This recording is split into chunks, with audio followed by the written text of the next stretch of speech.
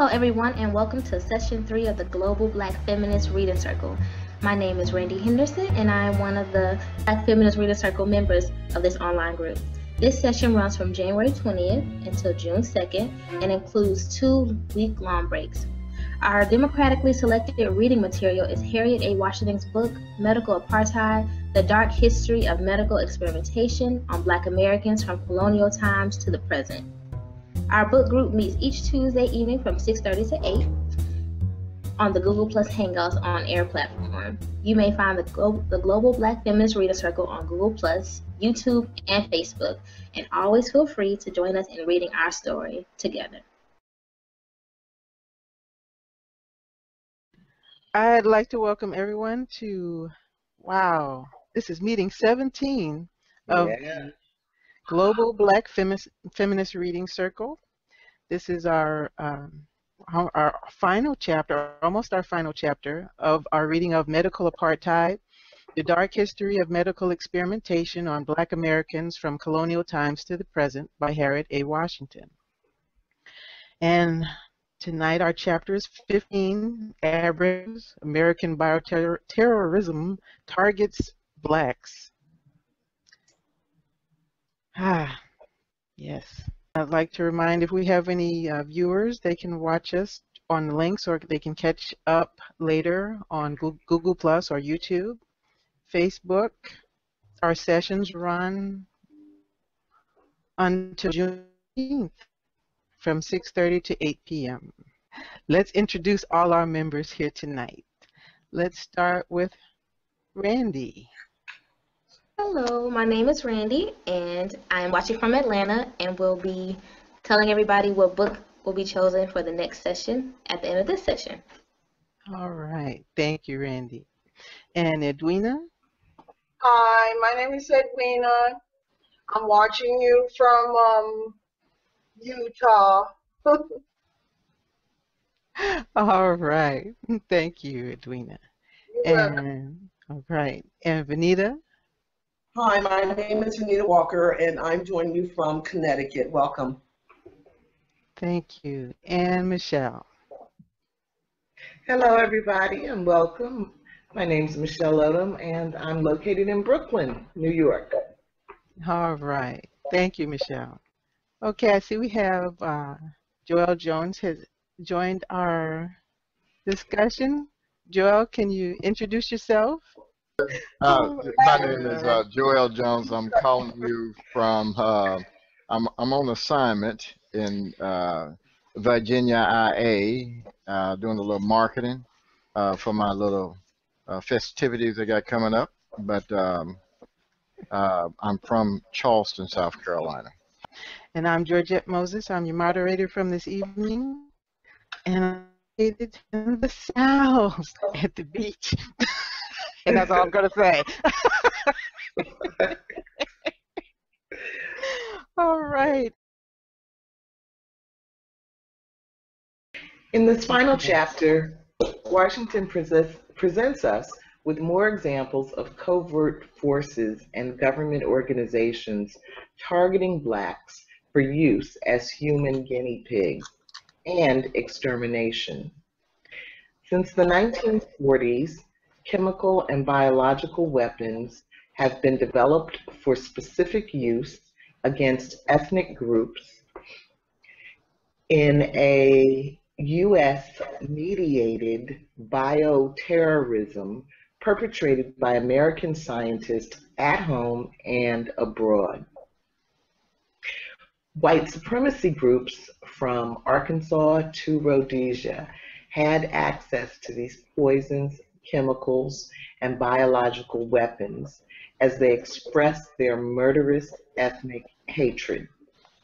The joint U.S. Army-CIA project, MK-NAOMI, and South Africa's Project Coast facilitated the current use of refined, weaponized biological and chemical agents by South Africa, the Soviet Union, Israel, and Iraq.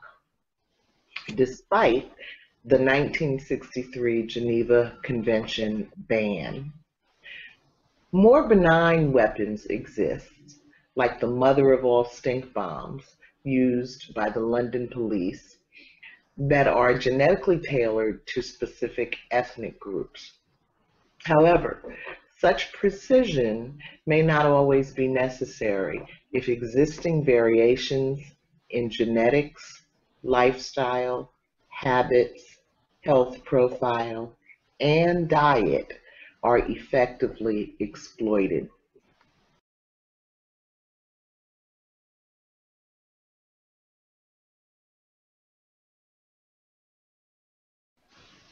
Project Coast and Dr. Death.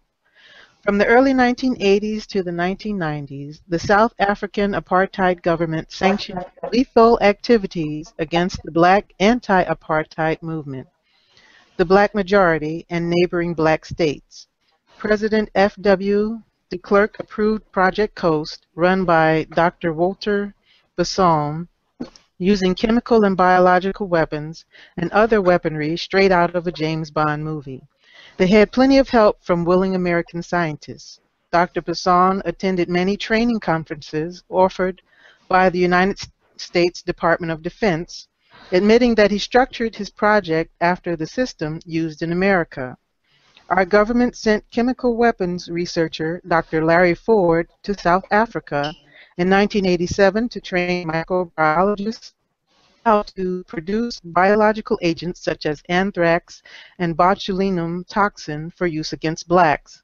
He trained them how to turn everyday items like tea bags and doilies into biological weapons. But the ultimate goal was to create a pigmentation weapon that would kill or harm only black people. During his trial, all of his co-workers testified against Dr. Besson or Dr. Death, and still he was found not guilty. The genetic developments from his labs had created information that was in high demand, bioweapons against specific ethnic groups. His connections allowed him to transition to a career as a cardiologist. Question 15. The horrors of Project Coast came to light during the 1998 South African Truth and Reconciliation Commission hearings held to investigate the activities of the apartheid-era government. The perpetrators were given amnesty if they told the truth about what went on. Do you think this was a good option, considering all the death and destruction caused by many of these people?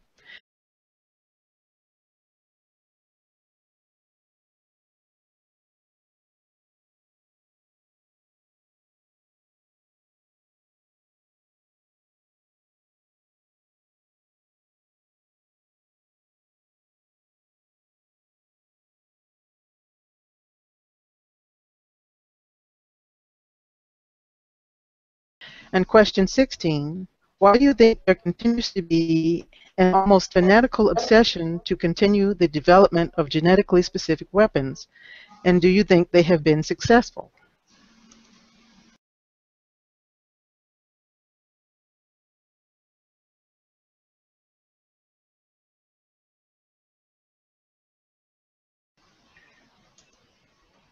I don't know if I think it was a good option to offer amnesty to those who testified, but I definitely think it was an outrage that the testimony of 153 people was dismissed so that Bassan could be found not guilty. That was, that was incredible. And so, I do think it was probably a good idea to offer amnesty in order to get those 153 people to tell the truth about what they had done under the leadership of Bassan. But the fact that no one was punished, no one, especially Dr. Death, what is it, Dr. Death? Yeah. I think of him as Bassam the bastard. But you know, the fact that he was able to walk away scot-free is just incredible to me. It's, you know, again, the issue of accountability is so important. So I don't know. I mean, I guess they did what they felt like they had to do to at least get the information out there. You know. Yes. I agree. Yeah. Yeah, one of my friends posted a quote today from Nelson Mandela where he says, you know, he realized that as he left prison, if he didn't leave the hate behind, he would still be in prison. So you know, they were in an emotional place. But you know, when you compare the outcome for the South Africans and their genocidal activity to the outcome for the Nazi doctors who were executed, who were hung, it doesn't sit well. Mm. Yeah, I have to agree that they had to make a decision. Do you want to keep a civil war going and make these people actually pay for what they did, or just put it out on the table and, okay, we're going to have a kumbaya moment and move forward? Yeah. I think what was surprising while I was watching some testimony was one of the doctors involved said he washed the gentleman's feet that he had, I guess, created the toxin to put in his underwear, and this was part of his mea culpa. He was, you know, asking for forgiveness to show that, but look, guy, you can help concoct all this stuff. And at what point did you figure, you know, now you're about to, you know, I don't know, Yeah. be exposed, now it's wrong and I need forgiveness. Right. But you wanted to kill all these black people. Right. Mm. Right. It was hard. That was a very sad passage for me. That, yeah. Me also. It really was. Well, you know, I'm all about forgiveness. Sometimes. But there are when I'm not feeling that generous. And there are certain things, even as an individual, that you can do to me that I'm definitely not feeling that generous. But black folks throughout the history, at least as long as I've been born, we are so forgiving. You know, do you see the Jews forgiving anybody? No. Did you see the Jews forgiving anybody? So why does the black folks have to always feel like they have to forgive everybody? Oh, we gotta let go all of this anger. Yeah, because the eaters alive. Well, we need to be starting getting eaten alive for a change. Well, yeah, and you know, and I really am tired of that. I was very disappointed. but we don't, you know, we don't know. We need to know the names of J. Marion Sims and Harry Bailey and Wouter Bassan, just like we know the name of Adolf Hitler. Right. You know, and we don't. Correct. Before you even get out of Pampers, you know about Adolf Hitler. You sure do. You know. Okay. And to make sure that you always remember Adolf Hitler, the Jews have bought up every radio station every television station, every bird with a note flying through the air in his mouth to make sure that you know what happened every minute of every hour of every day. But no, black folks, we have to forgive and forget. You know, I mean, I'm all for forgiveness. Well, you ain't gotta forgive. The forgetting part is what I can't. You ain't gotta forgive. You just don't need to talk about it. I don't care if you forgive or not. Just don't say nothing about it. Right. You know, I think, you know, my opinion. I look at the History Channel and stuff like this here. They always bring up, you know, what happened and what the you know, what the Nazis did and things like that. But my theory on that is that they're training more white supremacists about, you know, their Adolf Hitler as their martyr, in my opinion. You know, this is the playbook. Make sure you carry it forward. Yes. Yes. Well, I look at a lot of that stuff they have, you know, because I like watching history and everything. But they done went over that stuff from every angle and everything, you know, what he did, how he did it, and whatnot. And it's almost like here, take this playbook, study it, and you know, that's like I tell people all the time. You know, me and my brother was talking about, you know, something as simple as the Boy Scouts. You know, hey, I know the Boy Scouts, and you know, has a certain type of value, but I look at a system like that as being a part of like something like Hitler's Youth. You know, and that mindset. You know, you have some people that say, you know, what are you talking about? Look at the indoctrination. You know, look how they, they teach people certain type of things. You know, I wouldn't let nobody have my child for that long anyway and take them out of no damn woods. Yeah.